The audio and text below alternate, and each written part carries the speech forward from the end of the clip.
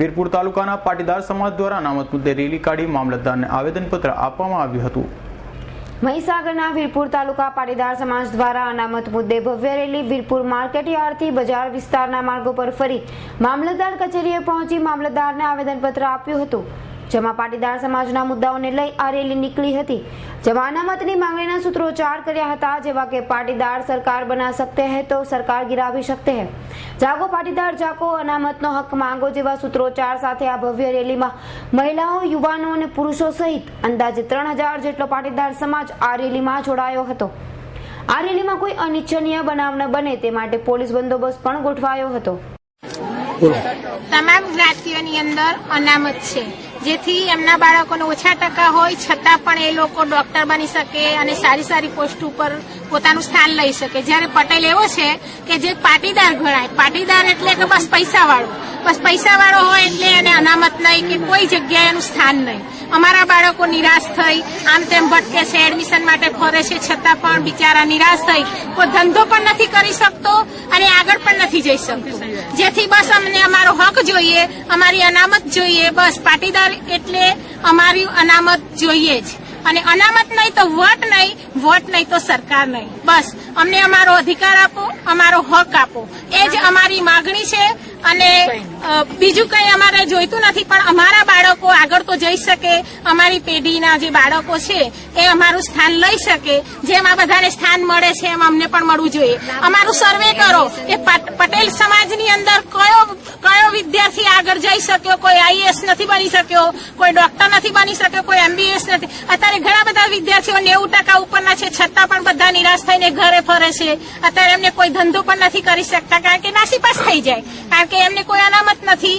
બક્ષીવાળા ઓપનમાં ભરે છે તો ઓપનની અંદર એ લોકો એડમિશન લઈ લેશે, તો ઓપનમાં મારો જે પટેલ આવતો હોય એ પણ એમાંથી વંચિત રહી જાય, એને કોઈ લાભ મળી શકતો નથી, જેથી અમારો બાળક છેક સુધી આનો એમ કે છેક સુધી વસવાસો રહ્યા કરે છે।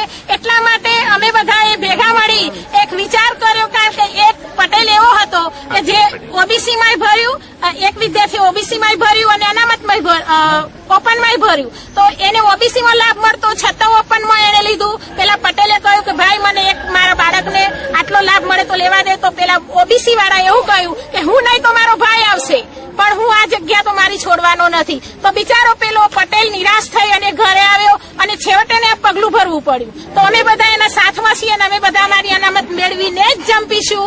અને છેલ્લે હું એટલું જ કહેવા માંગુ છું કે અમારી અનામત જોઈએ। જો પાટીદાર હશે તો જ સરકાર ટકી રહેશે, જો પાટીદાર જો નાસીપાસ થશે તો આ સરકાર ટકી શકવાની નથી ને નથી। 30 તારીખની રેલીમાં મહિલાઓ કેટલીક જશે? અમારી મહિલાઓ બને ત્યાં સુધી અમે અહીંયા જેટલા હાજર છીએ બધા જ અમે જવા પ્રયત્ન કરવાના છીએ અને બધા જવાના જ છીએ। અમે અનામે મેળવીને જ જંપીશું। ભાઈઓ તેમજ બહેનો સ્વયંભૂ રેલીમાં જોડાયા છે અને આજે 3000 કરતા પણ વધારે ભાઈઓ અને બહેનો આ રેલીમાં જોડાયા છે।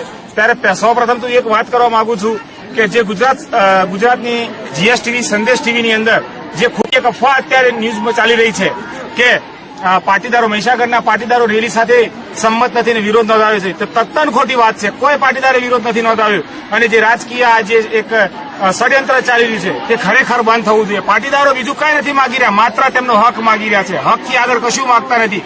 પાટીદારો કોઈ લાગણી દુભાવવા નથી માગતા કે કોઈ પક્ષ સાથે અમારી સાથે કોઈ લેવા દેવા નથી। તો શા કામ માટે આજે સરકાર પાટીદારો વિરુદ્ધના આવા સ્ટેટમેન્ટો અપાવતી હશે, એ પણ એક ચર્ચાનો પ્રશ્ન બન્યો છે પાટીદારોની રેલીમાં।